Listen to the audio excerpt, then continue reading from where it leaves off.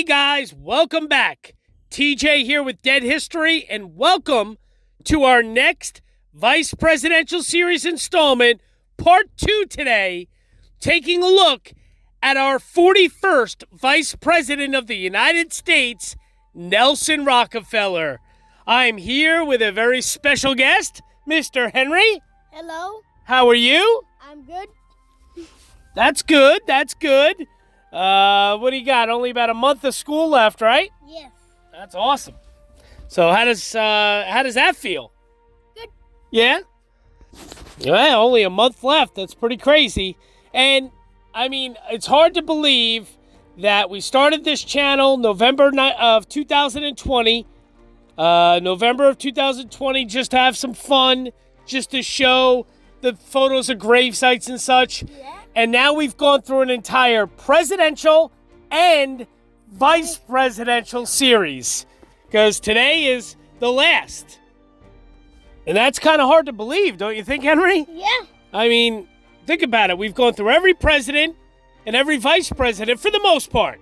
Of course, we're not doing the living presidents or vice presidents. And with our vice presidential series, we're not going to do Walter Mondale right now, because even though he did die last year, there's no gravesite.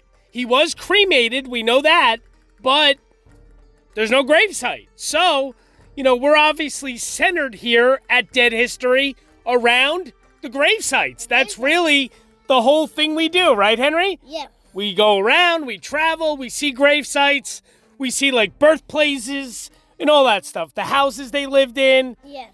Different places and sites and locations. And we just don't have that for Walter Mondale. So we're holding off on Mondale for now. And then, of course, some of the vice presidents are a little older. Dick Cheney is pretty old. Eventually one of them will pass away, of course.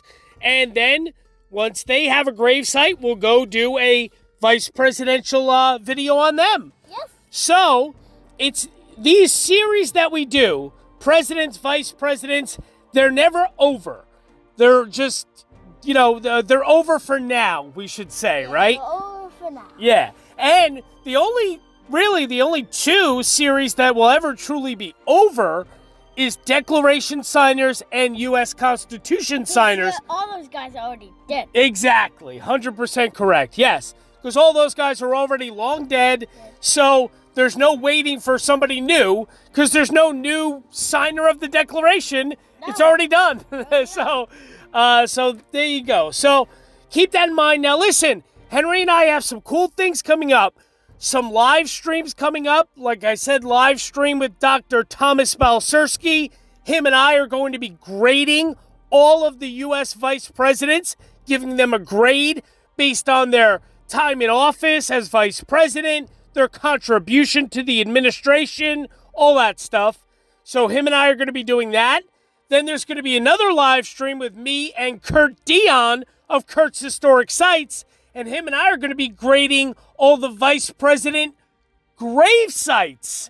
So that's going to be a lot of fun, because, of course, Kurt and I have been to every one of them, with the exception of Nelson Rockefeller, the guy we're talking about right now. So, but we're going to get into all that, of course, and tell you why. So that's coming up, and a few surprises we have coming up for people, right, Henry? Yes. Yes, we have a few surprises coming up. We're not going to tell you what it is. We're just going to kind of announce it and release the video. So you guys will see that. You figure now it's like mid-May. Anytime from now through mid to late June, you're going to see these surprises and live streams happening. So stay tuned. We're not going silent. We're definitely going to be around. You're definitely going to still see content, live streams, that sort of thing. But our vice presidential series today, for now, comes to an end, right? Yeah. And what do you want to say to the people, Henry? Anything? Thank you. Yes, thank you so much, right? Thank you for all the support. Thank you for all you guys do. I mean, Henry and I can't believe it. We're only a couple hundred people away from 11,000 subscribers on this channel. Wow. 11,000. We're that close to that. And We have over 10,500 followers on our Instagram. It's really hard to believe, right, Henry? Yes. It really is. So, it's quite amazing. So, thank you so much. But here we go. Our next Vice Presidential Series installment, Part 2 today, looking at our 41st Vice President of the United States, who is, do you remember his name, Henry? Yes, Nelson Rockefeller. That's right, Nelson Rockefeller. Here we go. Let's get into it. Here we go. Buoyed by his landslide victory for the governorship in 1958, Rockefeller turned his attention to winning the White House in 1960. He recruited a large personal staff, which he divided between speechwriting, research, image management, and logistics. After 2 months of cultivating support and generating headlines, Rockefeller decided that he could not stop Richard Nixon from winning the primaries, given the latter's position as vice president to the immensely popular President Eisenhower. Rockefeller withdrew from the race, but he was not silent. In 1959, he issued a statement that essentially condemned the Republican Party for its failure in leadership. This, plus the revelation of Rockefeller's plan to coerce Nixon into accepting several Rockefeller platform elements, caused Rockefeller to be viewed as a party spoiler. Despite this 1960 election image, Rockefeller found himself a leading contender for his party's nomination in the 1964 election. After Nixon's defeat in 1960 and his subsequent defeat in a California race for governor, Rockefeller became the favorite, given the new and untested faces in the GOP. But his frontrunner status failed to last because of several questionable decisions. Support began to erode when he reneged on a campaign promise not to raise taxes as governor of New York.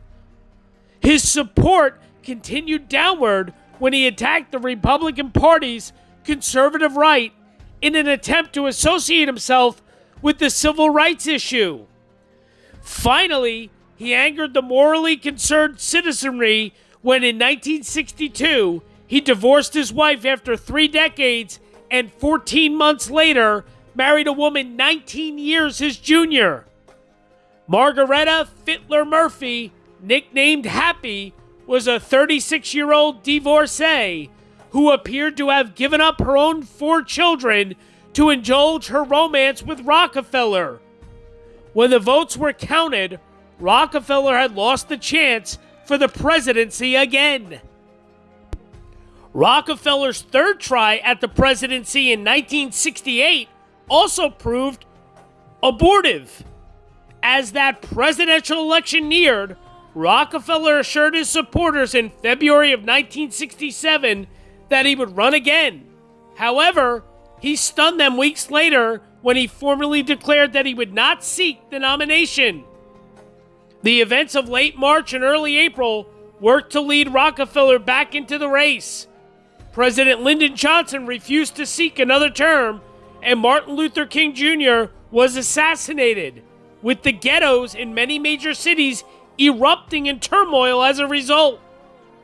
In yet another reversal, Rockefeller believed it was his duty to resume running, but his on-again, off-again campaign, coupled with his increasing alienation of Republican delegates by attempting to capture the poor and black constituencies after Robert Kennedy's assassination in June of 1968, placed him behind Nixon in the primaries again.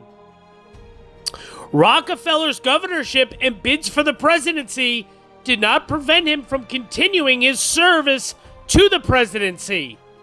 Having a strong friendship and mutual respect with Lyndon Johnson, Rockefeller frequently brought the president's attention to civil rights, water pollution, and education. From 1965 to 1970, Rockefeller served as a Johnson appointee to the Advisory Commission on Intergovernmental Relations, allowing him to bring together mayors and other country officials in order to pressure Washington into overhauling the federal grant system and to focus national attention on such issues as welfare reform. Even his enmity toward Nixon did not prevent Rockefeller from aiding his chief rival, nor did it stop Nixon from utilizing Rockefeller's talent. Nixon and Rockefeller met frequently to discuss domestic legislation.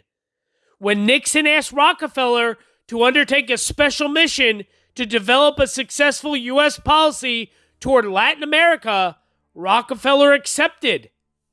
After a 7-month trip through Latin America, considered by some to be ill-conceived, Rockefeller presented Nixon with a critically acclaimed Report on the Americas that proposed a refinancing of Latin America's foreign debt and that called for a more tolerant attitude toward the military regimes in that region of the world. It was perhaps fitting that Rockefeller served in the Nixon White House when his rival faced his greatest crisis. In 1972, the police arrested 5 men during a break-in at Democratic National Committee offices in Washington's Watergate Hotel and office complex. Later that year, and despite repeated denials from the president, suspicions rose that Nixon himself had personal knowledge of that event before the fact. With the release of the White House tapes contradicting Nixon's assertion that he knew nothing about Watergate and facing impeachment, Nixon became the first person to resign the presidency on August 9th of 1974, broadening the ticket's electoral appeal. When Vice President Spiro Agnew resigned in October 1973, Rockefeller let it be known that he would not turn down a vice presidential nomination as he had done in 1960 and 1968. But Nixon, believing that choosing Rockefeller would offend Republican conservatives, instead selected the more centrist Gerald Ford. Happy Rockefeller said she never expected Nixon to pick her husband because weakness never turns to strength.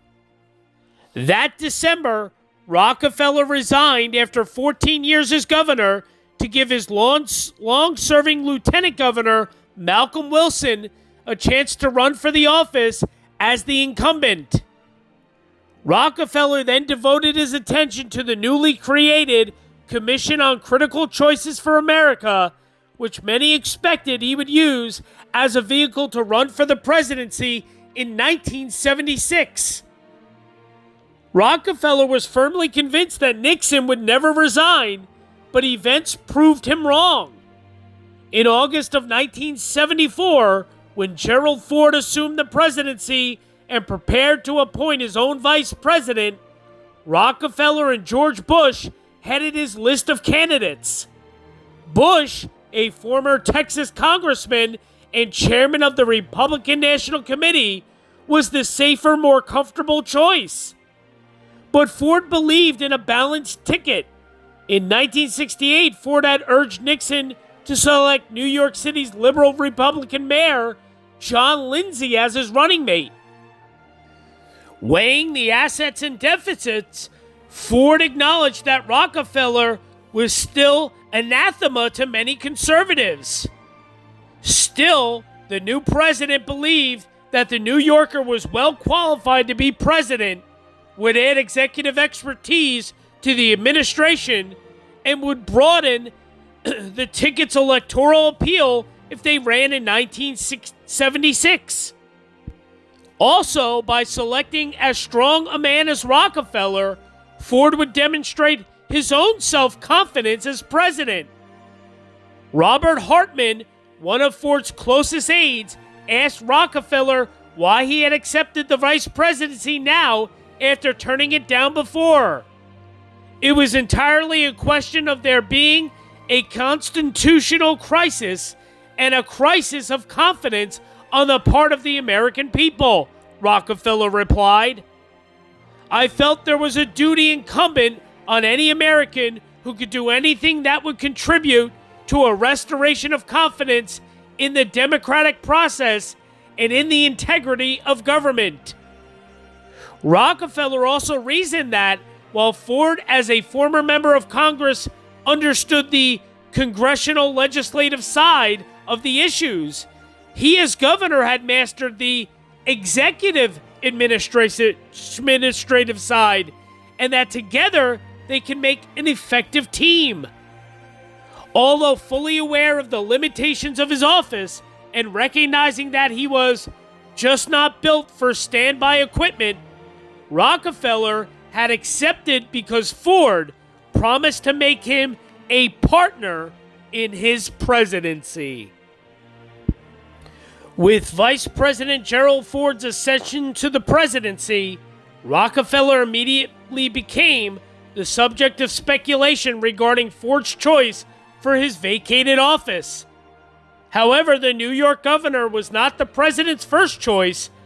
These were Wisconsin Representative Melvin Laird, with whom Ford had a long congressional relationship, and Republican National Committee Chairman George H.W. Bush. With Bush the target of reports that linked him to a secret slush fund in the Nixon White House and Laird's refusal of the appointment, Ford turned to Rockefeller.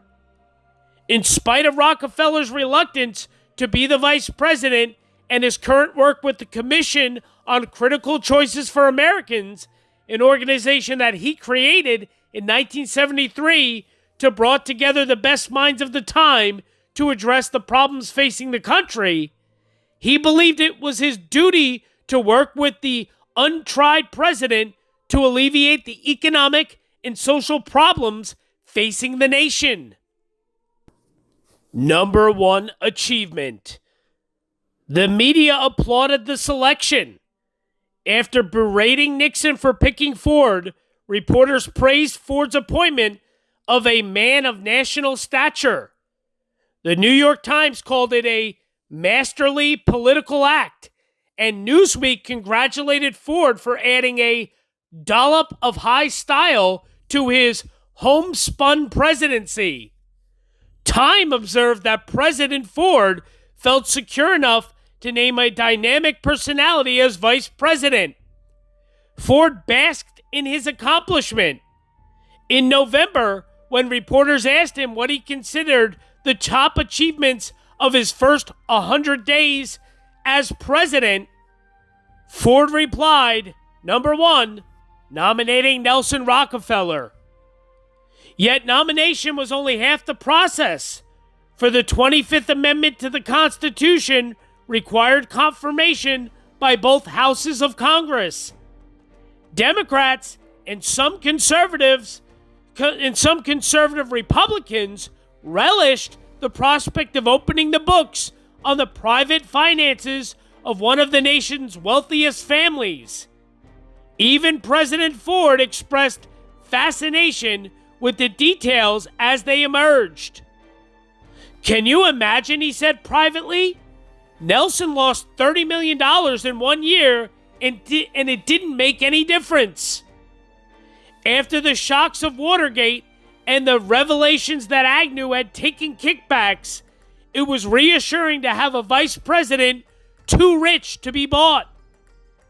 But the confirmation hearings revealed that Rockefeller had been making personal contributions to government officials, including Henry Kissinger and the administrators of New York's supposedly independent commissions. Since state law had prohibited making large financial gifts to state appointees, Rockefeller had given the money as loans that he never expected to be repaid. Rockefeller's confirmation hearings dragged on for months, and House and Senate leaders talked of delaying his confirmation till the new Congress convened in January. You just can't do that to the country, President Ford complained to House Speaker Carl Albert and Senate Majority Leader Mike Mansfield. You can't do it to Nelson Rockefeller and you can't do it to me. It's in the national interest that you confirm Rockefeller, and I'm asking you to move as soon as possible." The Senate finally acted on December 10th and the House on December 19th. That evening, Rockefeller took the oath in the Senate chamber. The Secretary of the Senate found it amusing to give Rockefeller the standard orientation, signing him up for health insurance and other benefits he did not need. Ironically, Rockefeller was also the first vice president eligible to occupy the new vice presidential mansion, formerly the residence of the Chief of Naval Operations on Massachusetts Avenue. Congress has finally determined to give the vice president a home in Washington, Ford told Rockefeller. "It's up on Admiral's Hill, and you'll have to live in it." Rockefeller grimaced but nodded in agreement. He already had a home in Washington that he purchased during the Second World War, a colonial-era farmhouse situated on 27 acres of land, one of the most expensive properties in the District of Columbia. Rockefeller spent only a single night in the vice presidential mansion, but he stimulated some publicity by installing a mink-covered bed designed by Max Ernst that was valued at $35,000. Press criticism later resulted in the bed being loaned to a museum. Years after, when Happy Rockefeller visited George and Barbara Bush at the vice presidential mansion, she offered to return the bed to the mansion. Barbara Bush insisted that Mrs. Rockefeller was always welcome to spend the night and did not need to bring her own bed. The first test of that duty came in fall of 1974 with the vice presidential confirmation process. The country eagerly awaited the hearings that would reveal the specifics regarding Rockefeller wealth and power. No one at the time knew that the process would go on for 4 grueling months, taking their toll on Rockefeller's wife Happy as she underwent a radical mastectomy, and on Rockefeller himself as he defended his finances, explained his personal transgressions, and awaited to begin work in the White House. The length of the confirmation process stemmed from the need for Congress to satisfy its concern that there would be no conflict of interest given Rockefeller's vast holdings in major corporations. Corporations that worked almost daily with the executive branch. If he succeeded the president, Congress reasoned, the Rockefeller fortune merged with the power of the presidency could be economically unsettling. On the first day of hearings before the Senate Rules and Administration Committee in September, Rockefeller attempted to lay to rest what he considered the erroneous belief concerning his family's fortune and their economic power. According to him, he personally owned less than 1%, and his family combined owned less than 3% in any oil company. To help lessen the supposed conflict of interest issue, Rockefeller offered to place all his securities in one blind trust while vice president, keeping only his real estate and art in his name. Although less than what many people anticipated, Rockefeller estimated his total worth at $178 million. For 3 days, Rockefeller's confirmation went smoothly. Then the trouble began. During October, 2 potentially damaging revelations came to light. The FBI disclosed that Rockefeller had funded a disparaging book about his opponent, former Supreme Court Justice Arthur Goldberg, during his 1970 re-election bid for governor. This seemingly dirty trick raised the specter of Watergate in the public's mind. Rockefeller explained that he did not know what the book was going to say. He just referred the backers of the project to his brother Lawrence for financing.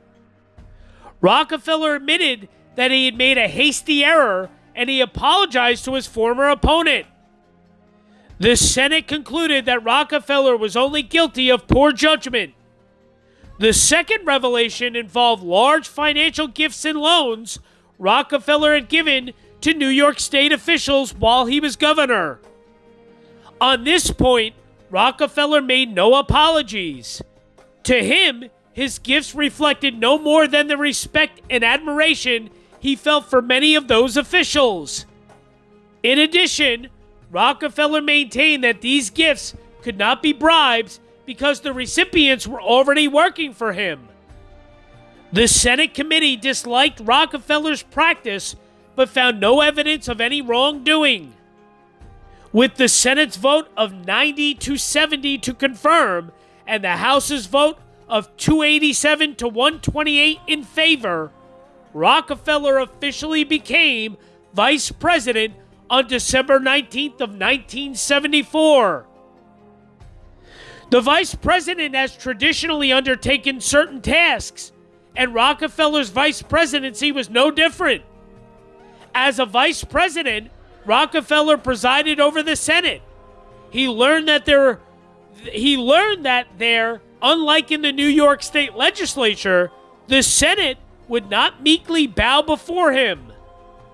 In a representative episode, Rockefeller, attempting to facilitate a decision in the Senate, refused to recognize two senators who wanted to speak before the roll call for votes was continued. A senator informed Rockefeller that he had the authority to ignore members of the Senate, but that it was discourteous of him to exercise that authority. 2 months passed before Rockefeller apologized for his breach of Senate etiquette.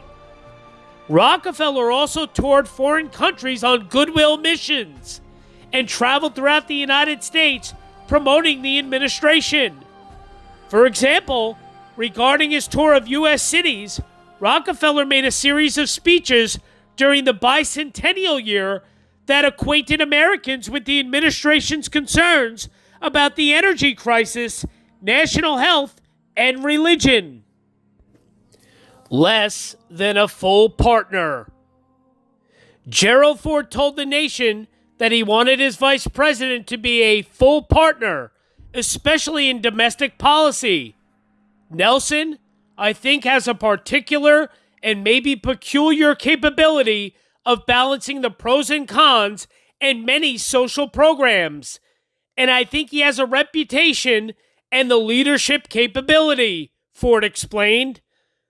I want him to be very active in the domestic council, even to the extent of being chairman of the domestic council. But during the months while Rockefeller's nomination stalled in Congress, Ford's new White House staff established its control of the executive branch and had no intention of sharing power with the vice president and his staff. Once, one Rockefeller aide lamented that the first 4 months shakedown was critical and he wasn't involved. That was when the relationship evolved and we were on Capitol Hill fighting for confirmation. Rockefeller envisioned taking charge of domestic policies the same way that Henry Kissinger ran foreign policy in the Ford administration. Gerald Ford seemed to acquiesce, but Chief of Staff Donald Rumsfeld objected to the vice president preempting the president. When Rockefeller tried to implement Ford's promise that domestic policymakers would report to the president via the vice president, Rumsfeld intervened with various objections. Rockefeller shifted gears and had one of his trusted assistants, James Cannon, appointed chief of the domestic council. Rumsfeld responded by cutting the council's budget to the bone.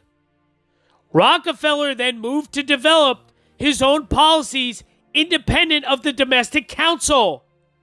Tapping the scientist Edward Teller, who had worked for Rockefeller's Commission on Critical Choices, he proposed a $100 billion energy independence authority Although Ford endorsed the energy plan, the president's economic and environmental advisors lined up solidly against it. Usually, Ford and Rockefeller met once a week. Ford noted that Rockefeller would sit down, stir his coffee with the stem of his horn-rimmed glasses, and fidget in his chair as he leaped from one subject to another. Nothing Ford observed was too small or too grandiose for Rockefeller's imagination. Beyond the substantive issues, the two men also spent much time talking over national politics. Yet Ford and his staff shut Rockefeller out of key policy debates. In October of 1975, when Ford proposed large cuts in federal taxes and spending, the vice president complained, "This is the most important move the president has made, and I wasn't even consulted." Someone asked what he did as vice president, and Rockefeller replied, "I go to funerals, I go to earthquakes." Rockefeller had disliked the vice presidential seal with its drooping wings and single arrow in its claw. He had a new seal designed with the eagle's wings outspread and multiple arrows in its clutch. As one of his aides recalled, "One day after a particularly long series of defeats, I walked into the governor's office. Rockefeller's staff always referred to him as Governor, with yet another piece of bad news. The governor turned to me and pointed at the new seal and flag, sighing, 'See that goddamn seal? That's the most important thing I've done all year.'"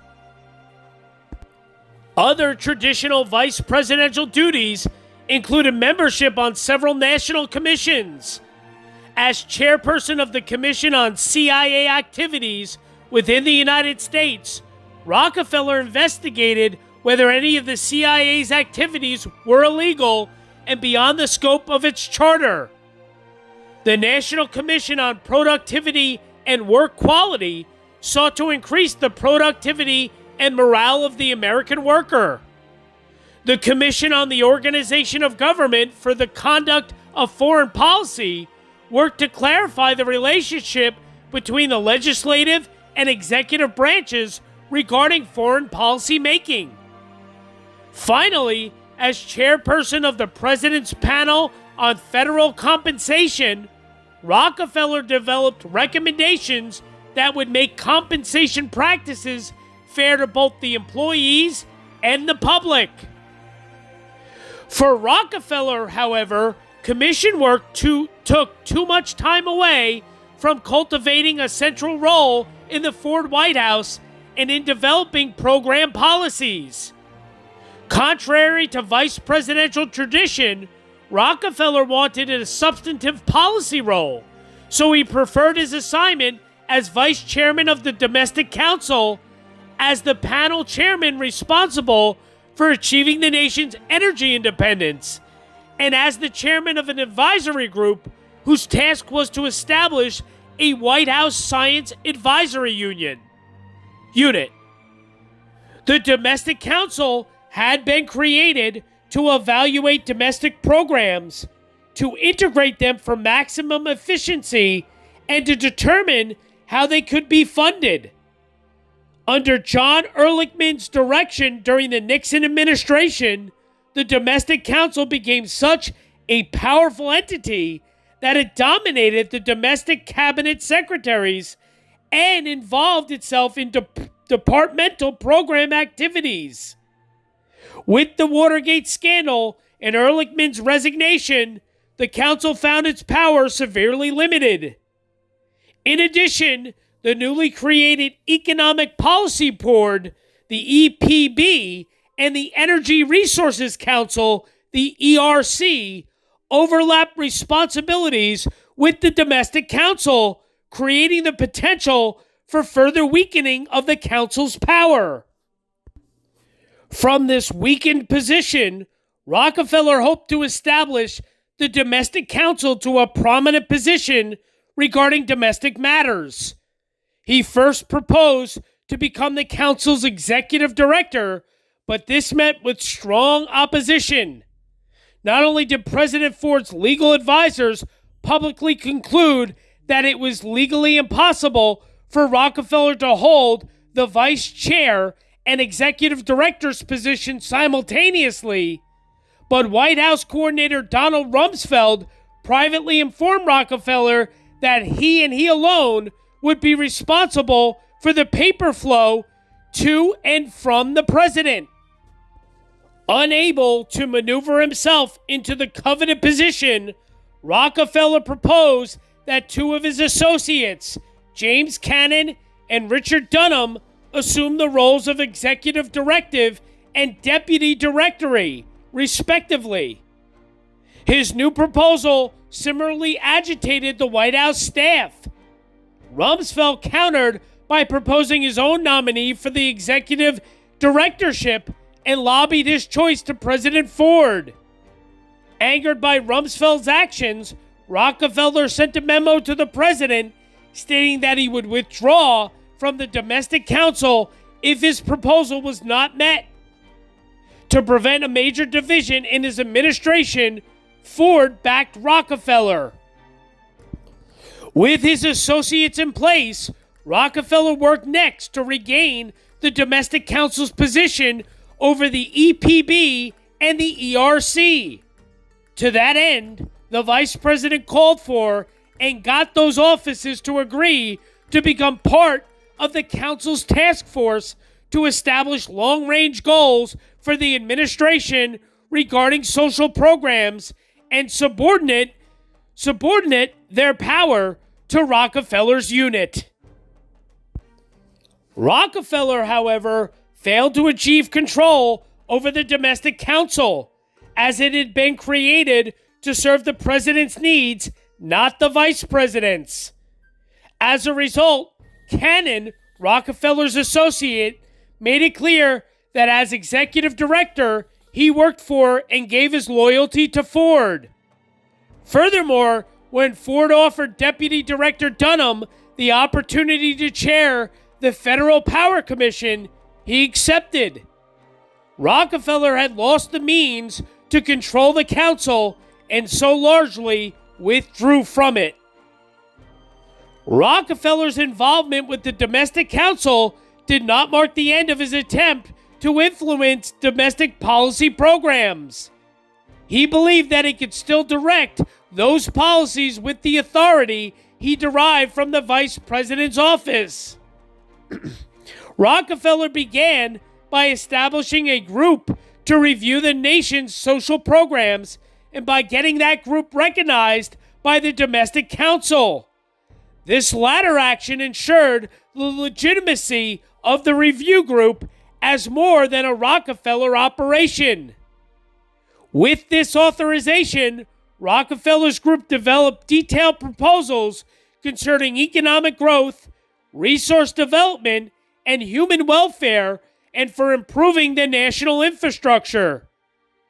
These proposals, Rockefeller hoped, would become the basis for Ford's 1976 State of the Union message.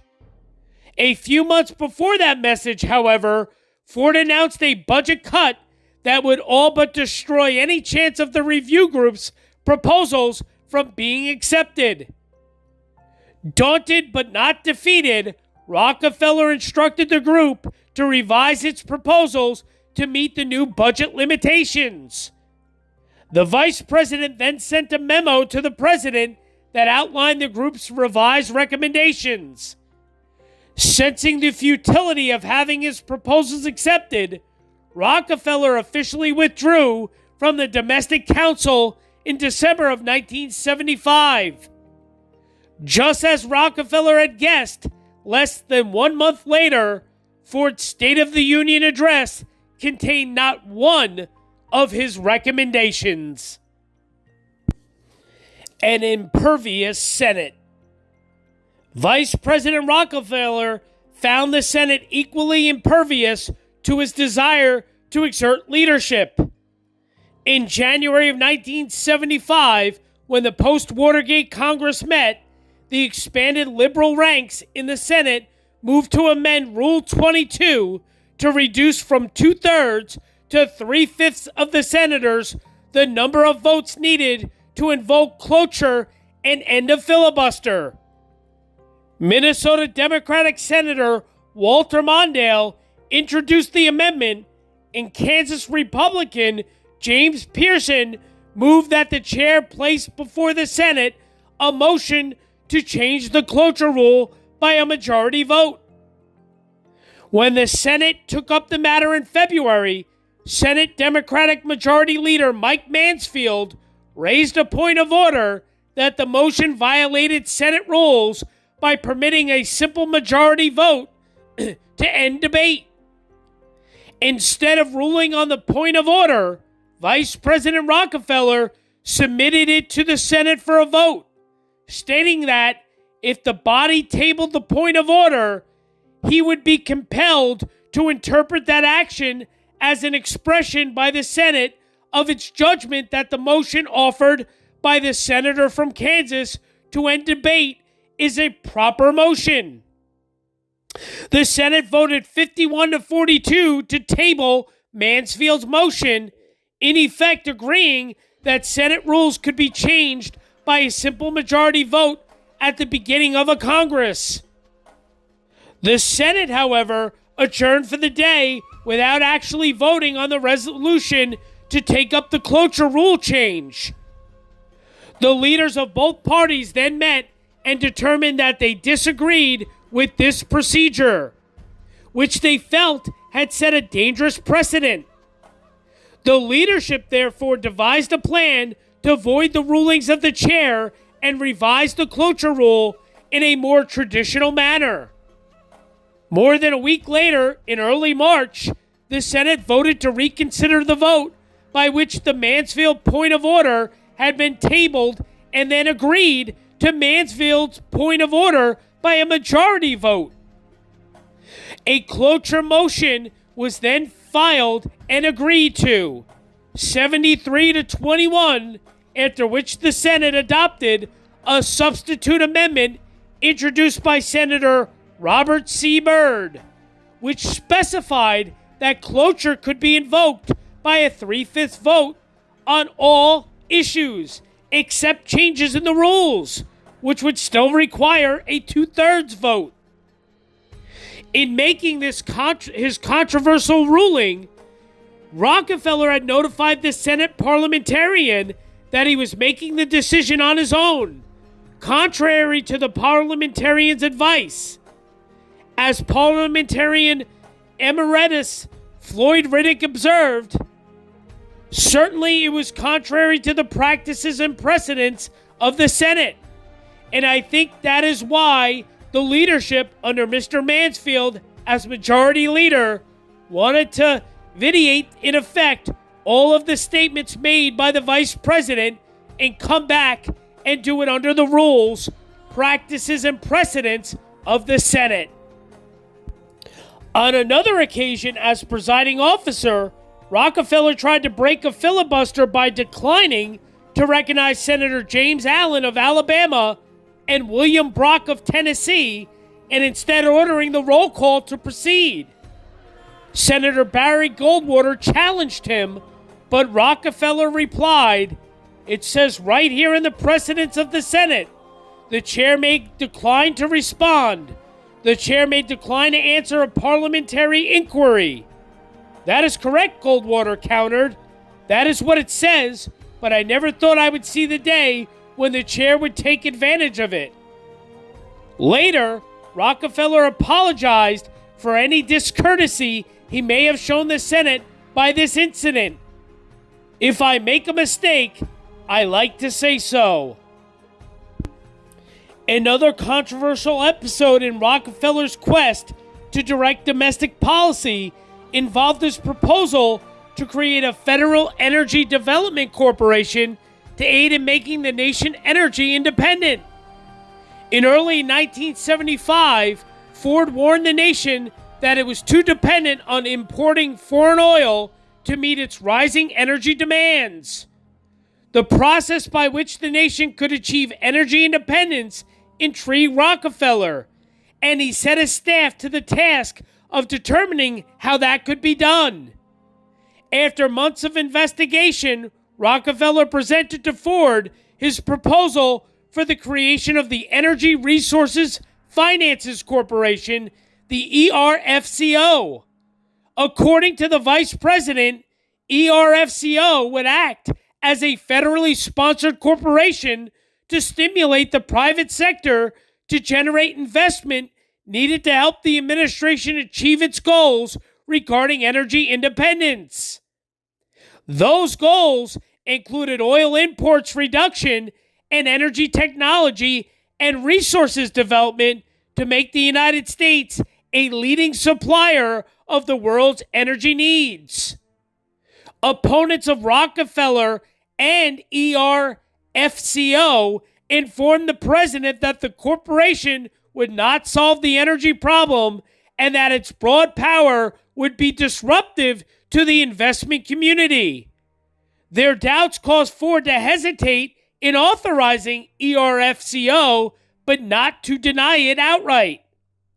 Thus, Rockefeller began to work with the Federal Energy Administration to revise ERFCO and to generate support for it on Capitol Hill. In August of 1975, Rockefeller submitted a revised proposal for ERFCO, now called the Energy Independence Authority, the EIA, for a smaller version of the initial federally sponsored corporation. Ford accepted this proposal and publicly declared the EIA as the means to make the nation energy independent.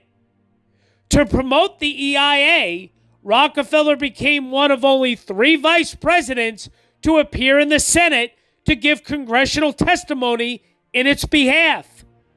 However, his EIA would not be realized, just as the Democratic majority in Congress had stalled other of Ford's energy programs. The EIA suffered the same fate. Another assignment Ford gave to Rockefeller late in 1974 concerned whether the White House needed to revise its Science Advisors Board, and if so, in what form. Rockefeller began by tapping his Commission on Critical Choices for Americans for the members of his advisory group. In February of 1975, the vice president submitted to Ford recommendations that included the chief executive's need to have an independent source of scientific judgment available to him and the establishment by congressional action of an Office of Technology and Science, OTS. Ford supported the creation of an OTS, but balked at the scale suggested by Rockefeller. For example, a support staff of 17 professionals. Ford wanted 5. After several discussions with his advisors, Ford submitted a proposal to Congress that was virtually identical to Rockefeller's. Instead of 17 professionals, Ford agreed to 15, and the name was changed to the Office of Science and Technology Policy, the OSTP. With the proposal moving through Congress, albeit slowly, Rockefeller next tackled the areas on which the OSTP would focus.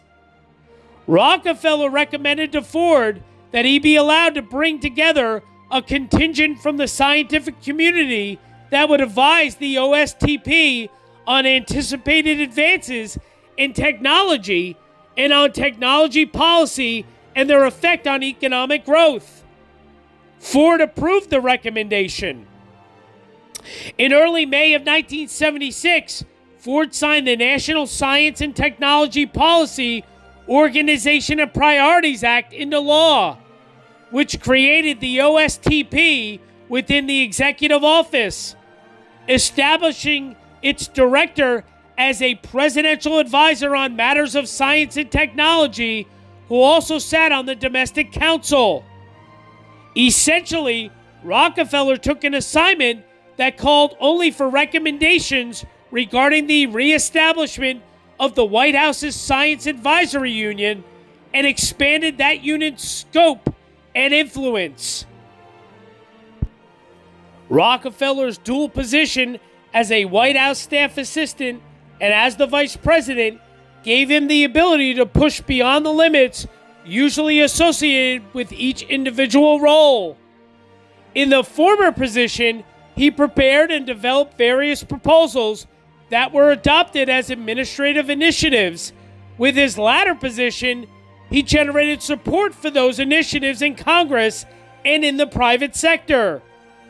This benefit from the duality of roles also came with several costs.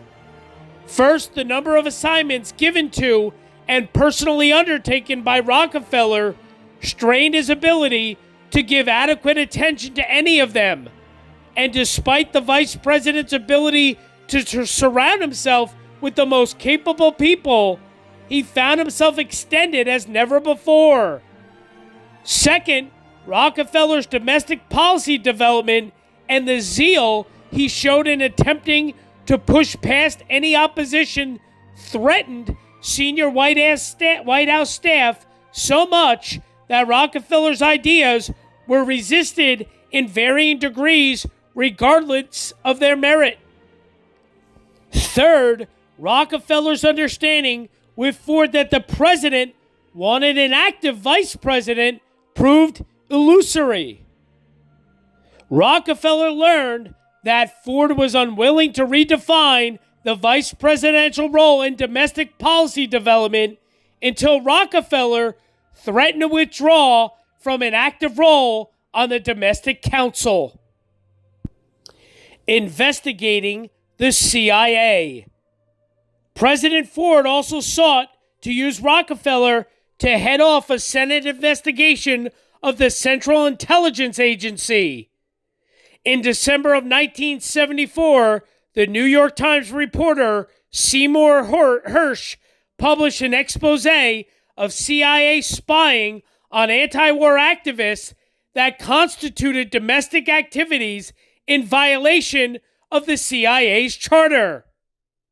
When Democrats called for an investigation, Ford appointed a blue ribbon commission on CIA activities and made Rockefeller its chairman. But the Senate went ahead and established its own select committee on intelligence activities chaired by Frank Church of Idaho. When Senator Church asked for materials from the White House, he was told that the papers had been given to the Rockefeller Commission.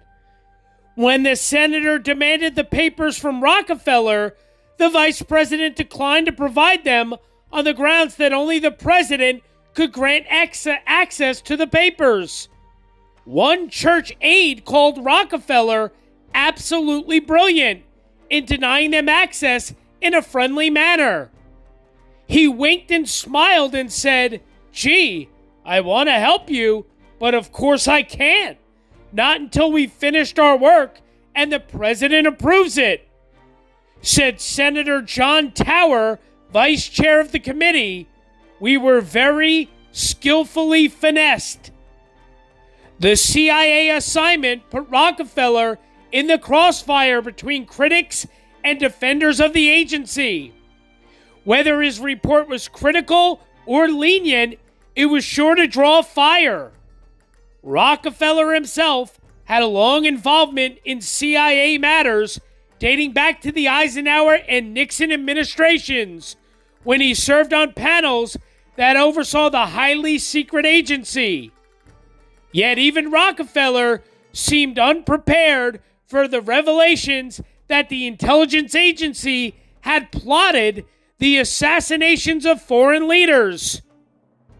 To the surprise of both Senator Church and President Ford, the Rockefeller Commission chose to adhere to its original mandate and not investigate the assassinations.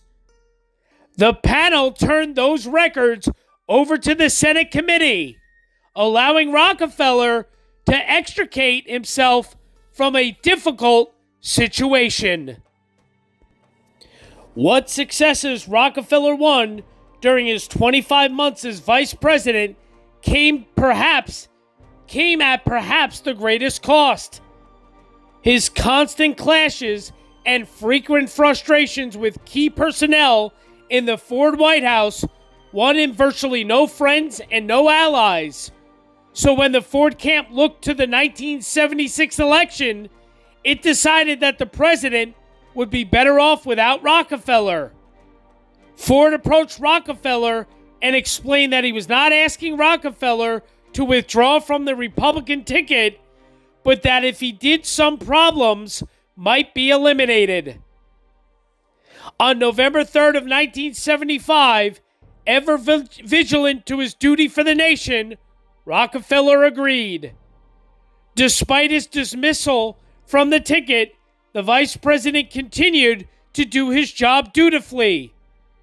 When asked to nominate Senator Robert Dole for the vice presidency, Rockefeller complied and introduced Dole to New York State voters.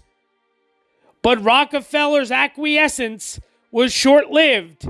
At State University, Rockefeller, being taunted by some students, responded by giving them the finger, a moment captured by a newspaper photographer that could have symbolized his long-suppressed frustration with his vice presidency.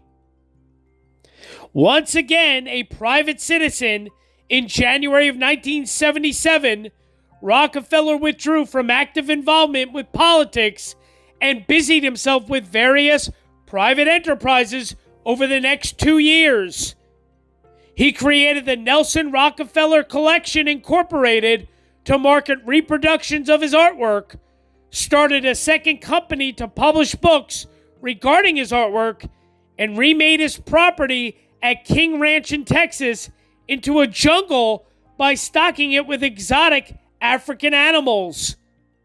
Furthermore, Rockefeller assisted the soon-to-be deposed Shah of Iran in finding a home in the United States. In his own mind, Rockefeller believed that he was a failure because he never reached his most sought-after goal, the presidency. But his advocates, as well as his critics, would have to disagree. He almost single-handedly rehabilitated his family's reputation by promoting numerous philanthropic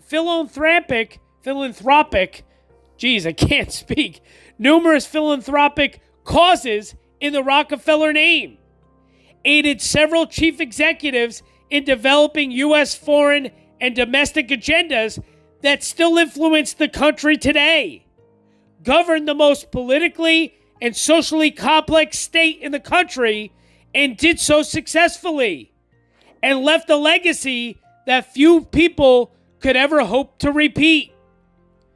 Nelson Rockefeller died of a heart attack on January 26th of 1979 while in the much-publicized private company of a young female research assistant. Ford's biggest political mistake.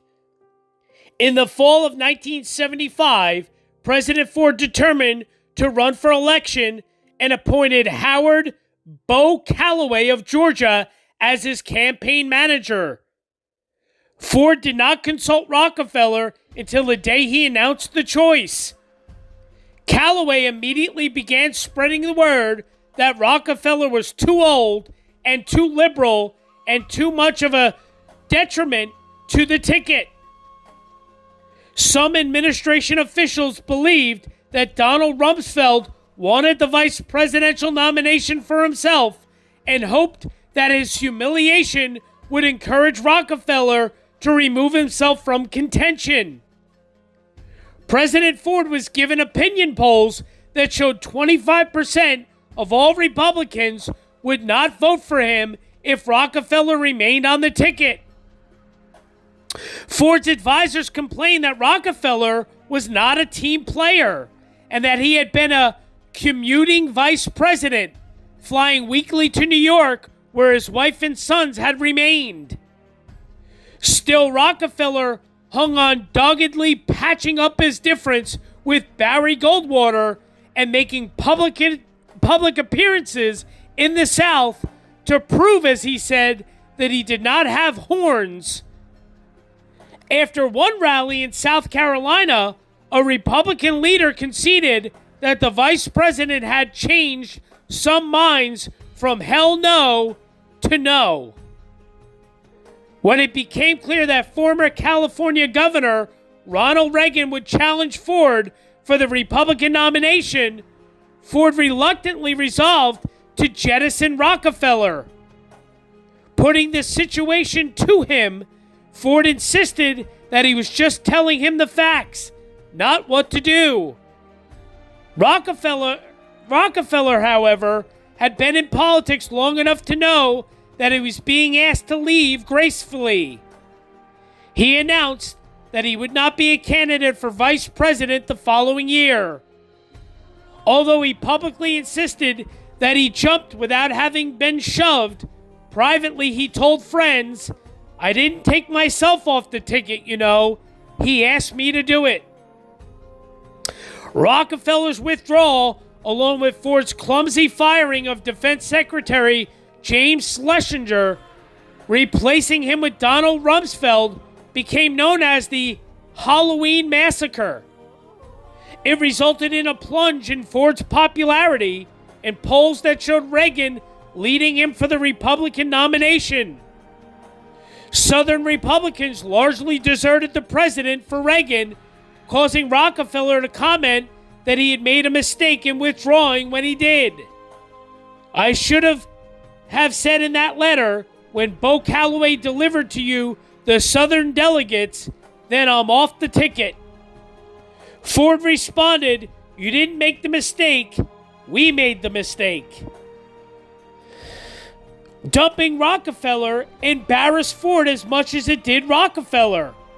"It was the biggest political mistake of my life," Ford confessed, "and it was one of the few cowardly things I did in my life."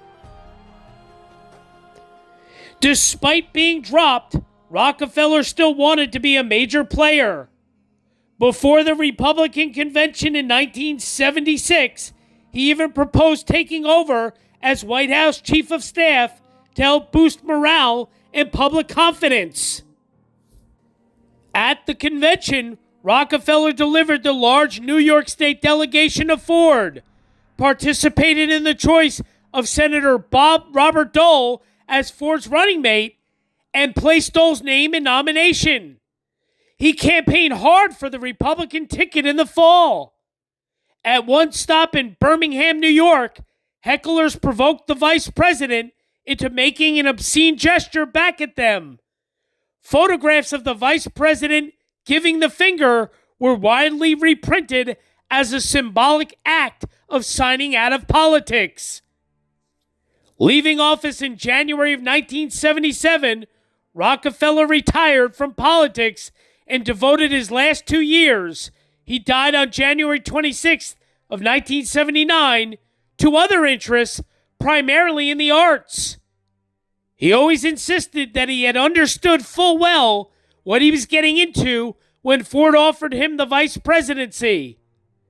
"I've known all the vice presidents since Henry Wallace," he said. "They were all frustrated, and some were pretty bitter. So I was totally prepared." Rockefeller expressed thanks for the respectful way in which Ford had treated him. "I was never told to make a speech or to clear a speech with the president," he noted. But he regretted not having had more responsibilities in the administration and not being able to make a greater contribution to public policy. "The vice presidency is not much of a job," he concluded, "but at least Washington is where the action is." All right, guys, and yeah, that pretty much does it for as far as the bulk of things. I do want to read a couple fun facts and just some interesting things before I get into the gravesite and the craziness surrounding that. So here are 7 things that you should know about Nelson Rockefeller. Donald Trump has been compared to the former vice president and 4-time governor of New York. Here's how the two very rich politicians stack up. So I'm just going to read you the bullet points. Number one, like Donald Trump, Nelson Rockefeller was very rich. A grandson of Standard Oil co-founder John D. Rockefeller, with whom he shared a birthday, Nelson was born into a life of privilege.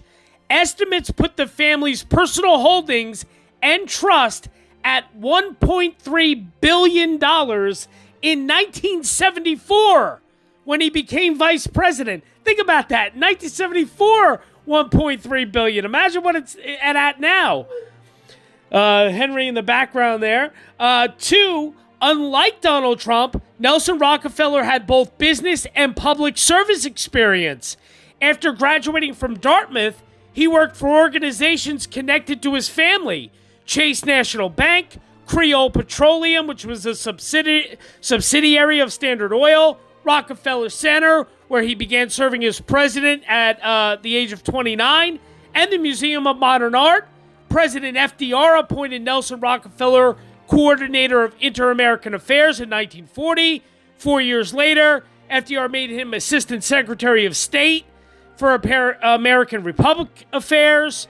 He went on to serve as Undersecretary of Health, Education, and Welfare.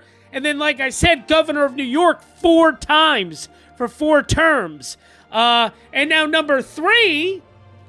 He ran for president 3 times in 1960, 1964, and 1968.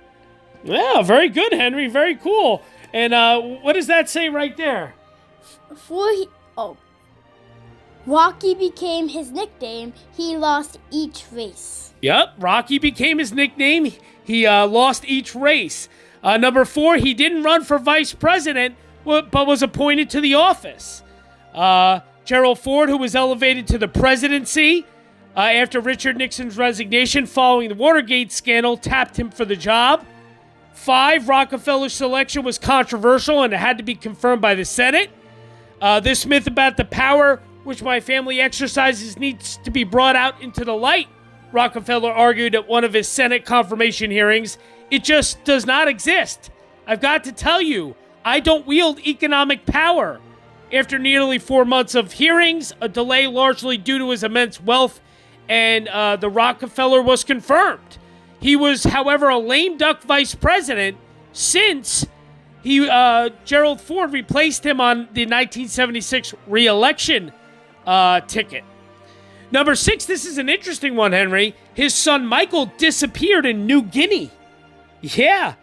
During a 1961 expedition in New Guinea, Nelson's 5th son, Michael Clark Rockefeller, vanished. Rene Wassing, a Dutch anthropologist in his party, said that Rockefeller told him, "I think I can make it," and swam for shore after their canoe overturned 12 miles from the nearest land. His body was never found, and he was declared legally dead in 1964. A 2014 book, Savage Harvest, A Tale of Cannibals, Colonism, and Michael Rockefeller's Tragic Quest for Primitive Art, alleges Rockefeller was killed and eaten by a cannibalistic Asmat tribe as revenge for a Dutch leader's killing of 5 Asmats. Really very interesting. Now, number 7, Henry? Nelson also died under mysterious circumstances. All right, yeah, pretty good. Nelson also died under mysterious circumstances. On Sunday, January 27th of 1979, it was reported that Rockefeller had died of a heart attack at the age of 70 at his Midtown Manhattan office. It soon emerged that he had not been at his office, but rather at his townhouse, perhaps in a very interesting situation with his 25-year-old assistant, Megan Marshak. Nelson thought he was coming, but he was going, New York Magazine quipped. Very interesting stuff there. So let's see here. Now, what does that say there, Henry? Nelson Rockefeller, last of the liberal Republicans. Very good. Nelson Rockefeller, last of the liberal Republicans. Rockefeller Republicans leader ran for the White House 3 times. Now, if you could just read us a couple of these fun facts there, Henry. How about this? How about his, what does that say? His famous quote. Ever since I was a kid, after all, when you think of what I had, what else were there to celebrate to on seeking the Presidency. presidency? Pretty good, yeah. Ever since I was a kid. After all, when you think of what I had, what else was there to aspire to on seeking the presidency? Pretty interesting stuff there. Let's see what else we can tell the people, right, Henry? Yeah. So we did that. Presidential ambitions. Just seeing what else we can kind of tell the people. Rockefeller's remains were cremated at Ferncliff Cemetery in nearby Hartsdale, New York. On January 29th, 1979, family and close friends gathered to inter his ashes in the private Rockefeller Family Cemetery in Sleepy Hollow, New York. A memorial service was held at Riverside Church in Upper Manhattan. On February 2nd, the service was attended by 2,200 people. Attendees included President Jimmy Carter and former Secretary of State Henry Kissinger. Yeah, very good, dude. You did a great job there. Good job, Henry, reading that. Rockefeller's remains were cremated at Ferncliff Cemetery in nearby Hartsdale, New York. On January 29th of 1979, family and close friends gathered to inter his ashes in the private Rockefeller Family Cemetery in Sleepy Hollow, New York. A memorial service was held at Riverside Church in Upper Manhattan on February 2nd. Service was attended by 2,200 people, and attendees, like Henry just said, included President Jimmy Carter and former Secretary of State Henry Kissinger. Now, we're going to get into the craziness of his gravesite in a few minutes here. You guys just heard that he's buried where, Henry? In Sleepy Hollow, New York, but it's a private family cemetery, right? So what does that mean, Henry? You can't get into it. Yeah, that's right. You can't get into it. It's private. It is on the Rockefeller family estate property. Yes, there is someone that did it. And we're going to tell you all about that in a minute. But yes, very interestingly enough. So let me just go over some more fun facts. Henry, you've been a wonderful special guest. Thank you. Reading for us. Thank you so much. You're welcome. For 8 years old, pretty good. You did pretty darn good, I must say. So Henry, now what? I told you today, now don't tell the people, but I told you today the surprise. We're going to do a couple videos coming up. Yes, a surprise. What do you think? Going to be cool? Yes, it will be very cool. You going to help me out with those? Mm-hmm. Very cool. All right, Henry, thanks so much. You're welcome. All right, bye-bye now. Bye. So, yeah, I mean, like I said, a lot of this stuff we've gone over. He was known for being a longtime liberal Republican, governor of New York, and heir to the Rockefeller fortune. He ran unsuccessfully for president 3 times and served as vice president under Gerald Ford. All this stuff. Obviously, we already know that. Let me think of who else here. What else I could kind of tell you guys. Died in New York City. His education was Dartmouth. Early life, we already went over all that. Presidential ambitions. Really, all this stuff. Rockefeller drug laws.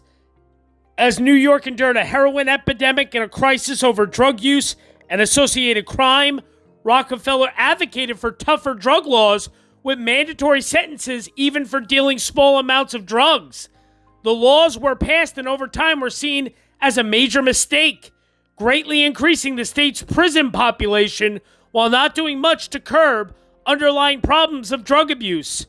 Subsequent governors have removed the most severe punishments of the Rockefeller laws. That's, of course, when he was governor of New York. He retired from public service, as I had said.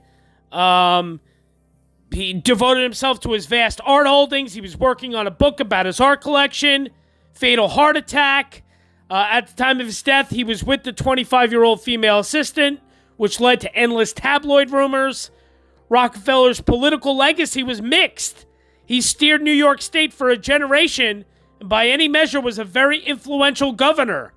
But his ambition for the presidency was always thwarted, and the wing of the Republican Party he represented has largely disappeared. Just some other things about him here. Give me a sec here. And I'm not going to go through every point, like about his political ideology.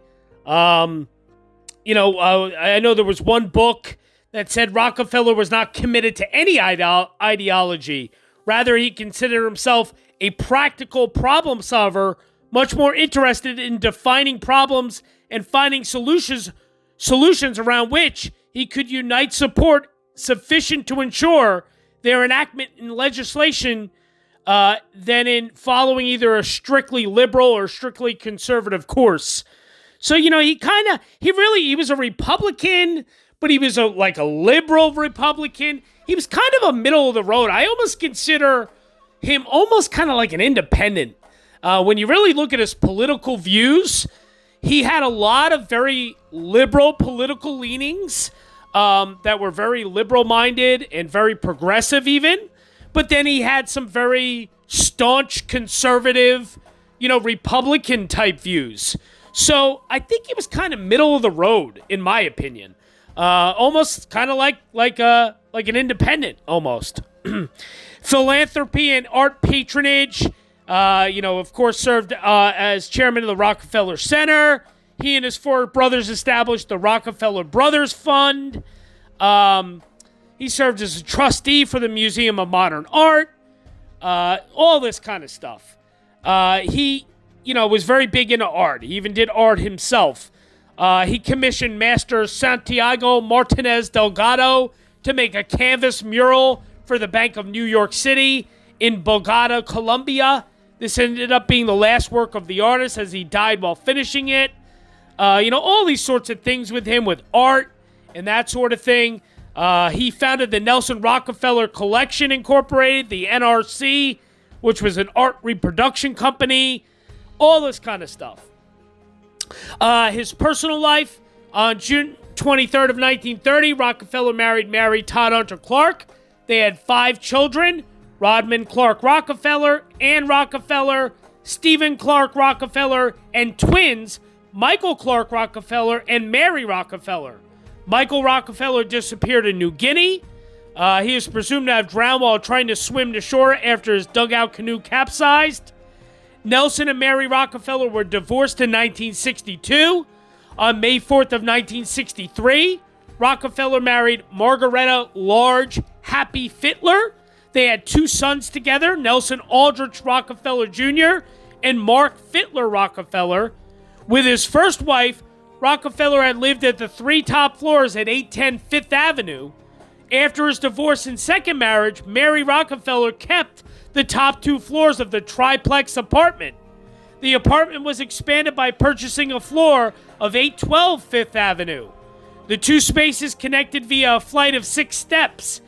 Nelson and Happy Rockefeller used the entrance at 812 Fifth, while his first wife entered through 810 Fifth.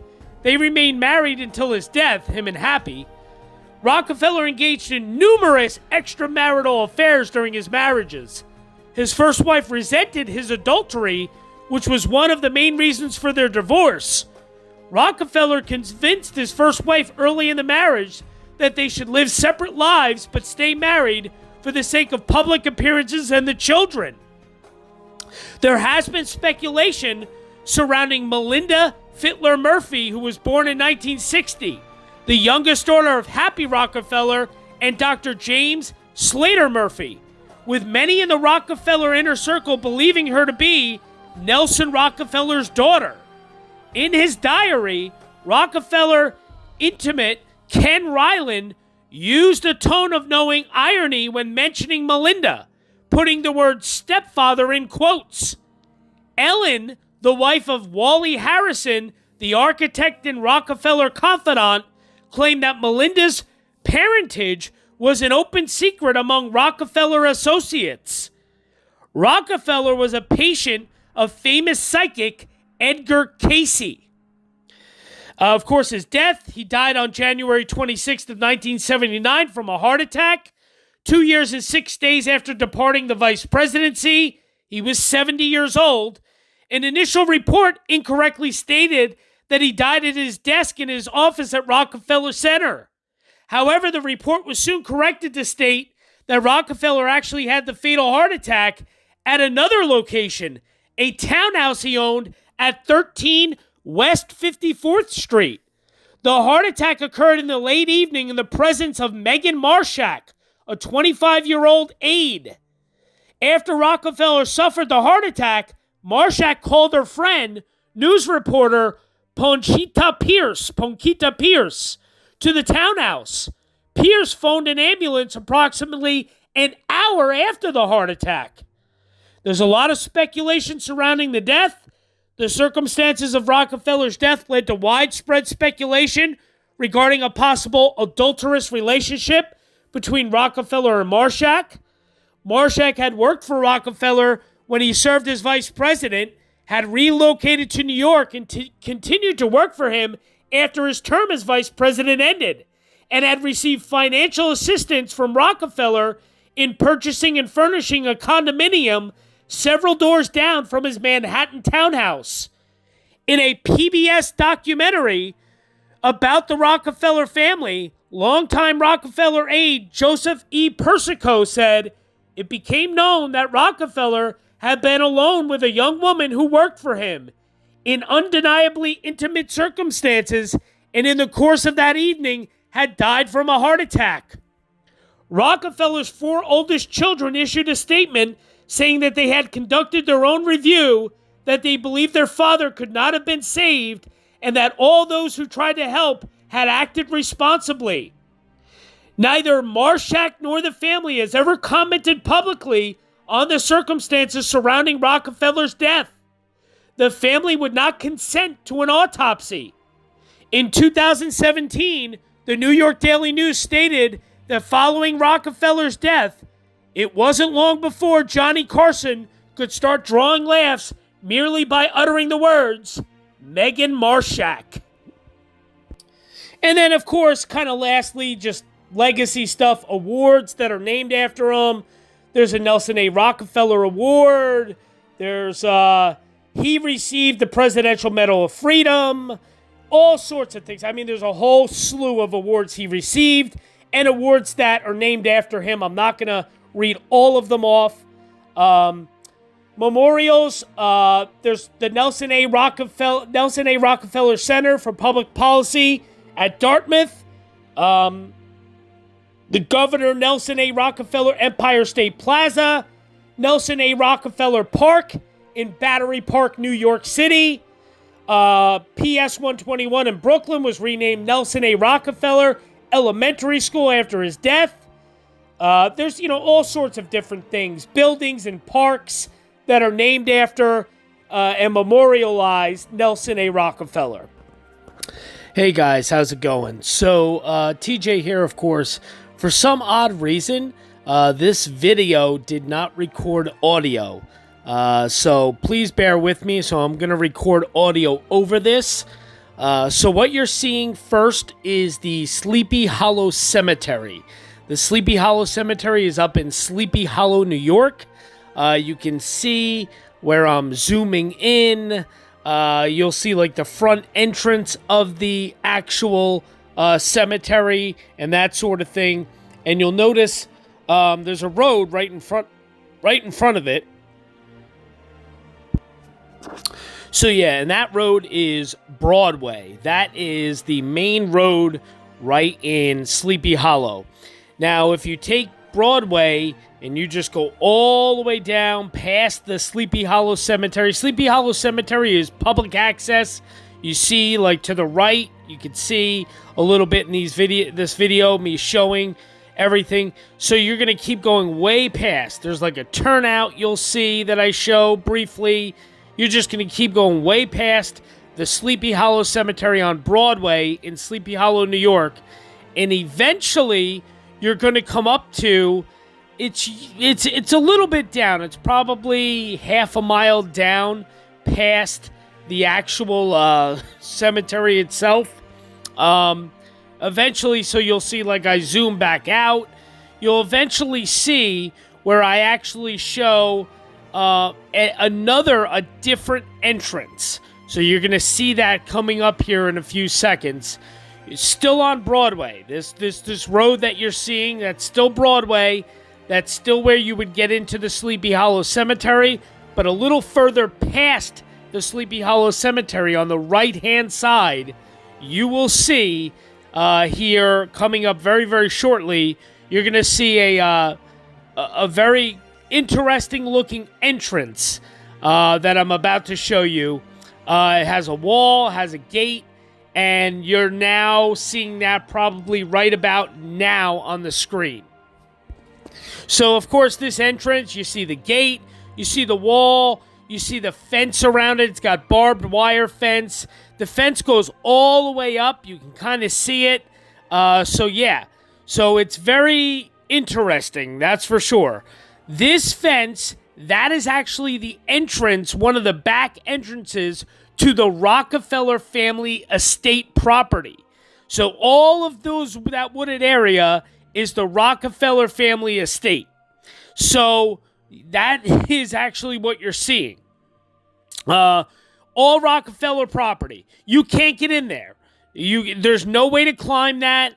That fence is never open. That gate, that entrance is never open. So there's no way to enter that. And somewhere right beyond that, not far from that, gate and that entrance, is the actual Rockefeller family cemetery, the private cemetery where Nelson Rockefeller is buried. So now I'm going to show you going back toward the way we came toward the Sleepy Hollow Cemetery, the public cemetery. So Sleepy Hollow Cemetery literally hugs the actual property line of the Rockefeller family estate. It literally borders it and touches it. So now you're probably seeing that kind of thing. Now what I'm going to show you is something unique. Here in a second, you're going to see a website page. This is actually going to be PatsPresidentialPlaces.com. PatsPresidentialPlaces.com. You're going to see a man in front of a fence and a man climbing a fence. You're going to see that here in a second, if not already on the screen. Take a look at that. So there you go. So Pat himself, this man, he's had this website for years. That fence that you're seeing, that chain link fence and then the wooden fence is the Rockefeller estate property. So that's what separates. Where Pat is, that man in the pictures, he's in the Sleepy Hollow Cemetery, which is public access. He's actually behind the Walter Chrysler Mausoleum. The Walter Chrysler Mausoleum, if you go behind that, that's where Pat took these pictures. Supposedly, right over the fence behind the Walter Chrysler Mausoleum is where the Rockefeller family cemetery is on the Rockefeller estate property. So now what you're going to see is briefly a little video that I already showed you guys, actually. Well, I haven't showed you guys this yet. So you're going to see a little video here. Give it a second here to load up. So now, right about now, you should be starting to see me get the video. This is Pat's video from Pat's Presidential Places. There is sound to this that you will see in the bonus footage. So don't worry, you're going to see this video and bonus footage as well. But Pat took this. You see this grainy video, snow on the ground. It was winter time. He's on top of the fence. He basically climbed that chain link fence and he's looking over it and he's commenting in this video. Again, you will hear that in the bonus footage. You can't see anything. You cannot see the Rockefeller family cemetery, the private cemetery, from here. So that's what that video was, that grainy kind of crazy video. That's what that was. That was Pat climbing the fence. Again, PatsPresidentialPlaces.com. trying to show you or give you an idea. Then I also clicked where it said map it. You can see up in the left-hand corner when I bring up the Google Maps, you can actually see the Chrysler Mausoleum. You see that in the left-hand corner when I bring up Google Maps. You'll see that here in a second. I'm probably a little bit behind, but you'll see it here in a second. It's coming, I promise. So yeah, where he had map it, when I click it, it brings up Google Maps, and then you're seeing on your screen, you should be seeing it now, you're actually seeing where the approximate location of the Rockefeller family cemetery is. Now, this is what the actual gravesite looks like. This is Nelson Rockefeller. See, there's that entrance. See the entrance, the gate I showed you out in Google Earth? That's the Rockefeller family cemetery. That's the property entrance, or the back property entrance. There's several entrances, of course. And see, there's a bunch of them buried there. His father's buried there. His wife Happy's buried there. A bunch of the family members are actually buried there. It's not just Nelson. So that is right about up there where you're seeing me now kind of show these pictures. It's kind of in the back left-hand corner of the Sleepy Hollow Cemetery, up this hill. You can probably see I'm showing kind of up a hill. That is where it's located. Again, there's no public access to this. So it's kind of like, well, how the heck do you do it? You really can't do it. It's almost impossible. So that's kind of where I'm just showing you here. That's kind of where it's located approximately in conjunction with the Sleepy Hollow Cemetery. Now, I'm going to show you the actual tombstone, the actual gravesite tombstone here in a second, which you're going to see here that I'm going to bring up. I should be bringing it up right about now. There you go. So that is the actual... Nelson Rockefeller was cremated, but his ashes were interred, and that is the actual tombstone. His ashes are underneath there. That is a real picture from a newspaper reporter back when he was buried. A newspaper reporter took that picture, and that's the only known picture that any of us really have. And then you can see here, I'm showing you a picture of the other family member's grave. Same thing. His father and a couple siblings and such. So that is the Rockefeller family cemetery, the private cemetery back there on the Rockefeller family estate grounds. So that kind of gives you an idea. Sorry that I had to record the audio over this like this. I apologize, but I don't know why I didn't record my audio when I made this video. I apologize. So I hope it was kind of in conjunction. Sorry if it was not, but there you go. I'm going to show you some more now. Here we go. So who is it, TJ? Who is this mysterious person who has seen the Nelson Rockefeller actual gravesite? Well, that person is none other than Kurt Dion of Kurt's Historic Sites. Yeah, he's been there, but as Kurt likes to say, it was all due to an act of God. Literally an act of God. So what happened, that fence that you saw, it basically, here, I'm actually going to show you guys here another quick screenshot of something. Take a look here. So yes, Kurt Dion of Kurt'sHistoricSites.com, he is the guy who actually visited the gravesite. Let me show you here. Let me pull up Kurt's website. There's the grave, right? You guys remember that picture of the grave that I showed you already? You're seeing that on your screen, the grave of Nelson Rockefeller. And then, if you go to Kurt'sHistoricSites.com, and you actually go to his Vice President's page, which you should be seeing on your screen now. This is from Kurt's website. You go all the way down in chronological order, and you go all the way down to Nelson Rockefeller, and wait a minute, that's Kurt, and that's the gravesite. That's Rockefeller's gravesite. So take a look at this. Look at that tree, the size of that tree that took out the fence in the Sleepy Hollow Cemetery. That's Kurt's dad with the tree. And there's Kurt. Kurt himself with the gravesite. So yes, Kurt Dion is the only guy. And there's that tree again. That's his dad posing with the tree. An act of God, as his dad calls it. An act of God during a winter storm, I believe it was, took down a tree and took out the fence. So that is why Kurt was able to get on the property, because of this huge tree that fell onto the fence. So craziness, right? Absolute craziness. So I wanted to show you guys that. Unbelievable. Yeah. How crazy is that? So, the Pocantico Hills, New York estate.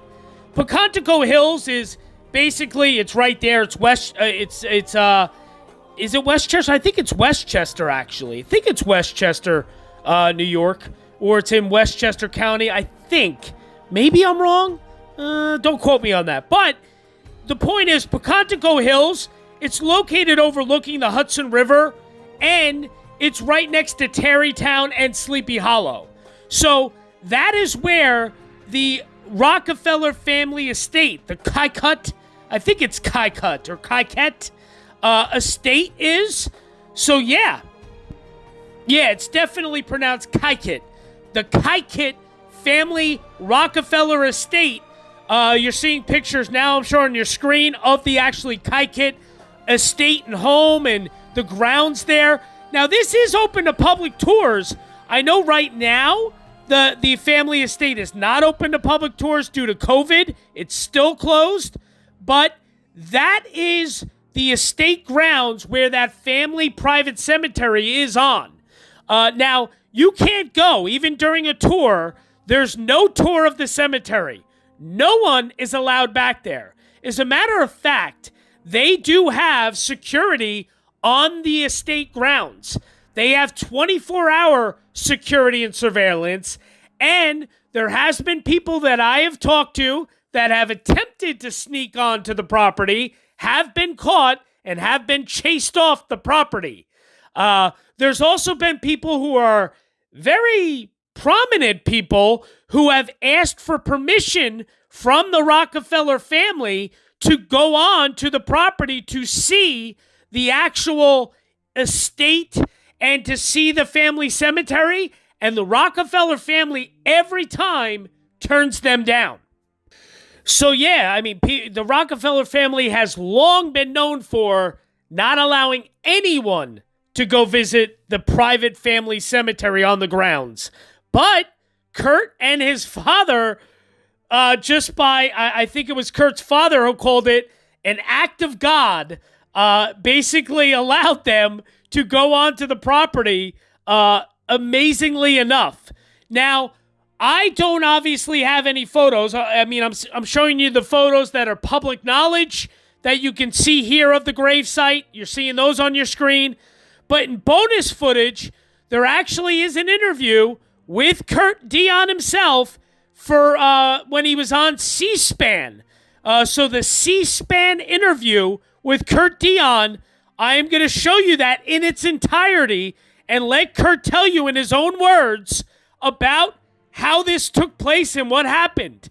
So, I believe it was actually aired on the C-SPAN interview, originally aired on August 23rd of 2015 on C-SPAN. So, I'm going to let Kurt tell you the story himself, but he is the only one. The legend, the myth, the man, Kurt Dion's the only one out of all of us grave hunters to ever actually visit Nelson Rockefeller's gravesite. The mysterious, as us in the grave hunting community call it, the white whale, if you will, of grave hunting. So pretty interesting stuff. So there you go, guys. There's the life, legacy, vice presidency, death, burial site, all of it, of Nelson A. Rockefeller, our 41st vice president of the United States. So stay tuned for that bonus footage of Kurt and that interview, which is awesome. I'm going to leave all Kurt's information on the screen, his website. So yeah, be sure to check all that out.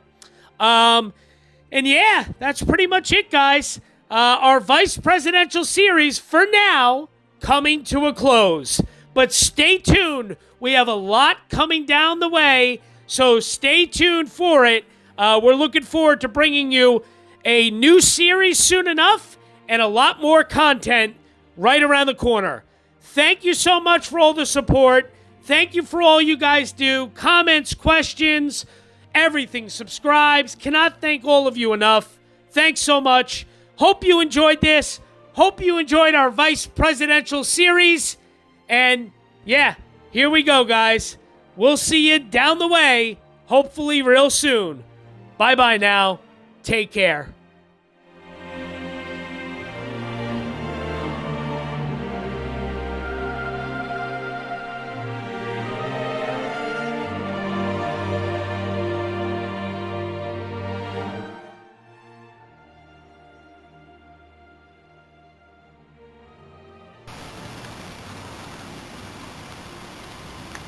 Somewhere back here is the grave of Nelson Rockefeller.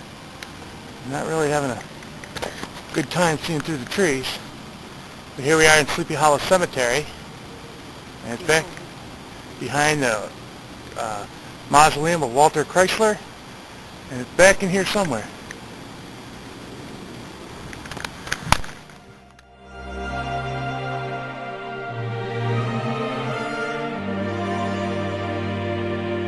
Everything's a new, different story every time. As you know, the one gravesite that everybody has trouble getting to that wants to do this is the Rockefeller gravesite. Yes, Nelson Rockefeller, Vice President for Ford. And did you get there?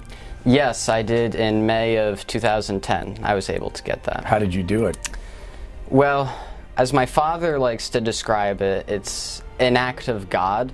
So it is on the Rockefeller family property in Sleepy Hollow, New York, and very limited access, but we were able to get to it, as I said, through what my father describes as an act of God, which was a gigantic tree fell and crushed the fence. So so that crushed the fence. It was a gigantic tree, and my father actually had his picture taken with it for posterity. Yes, and so it adjoins a cemetery next door where there's several notable people buried: Andrew Carnegie, Washington Irving, Walter Chrysler. And my father actually went to go scout out the best way to get the grave a week before I visited it. He was out in Western Connecticut for a wake, and we had heard through channels that over the fence, Nelson Rockefeller's grave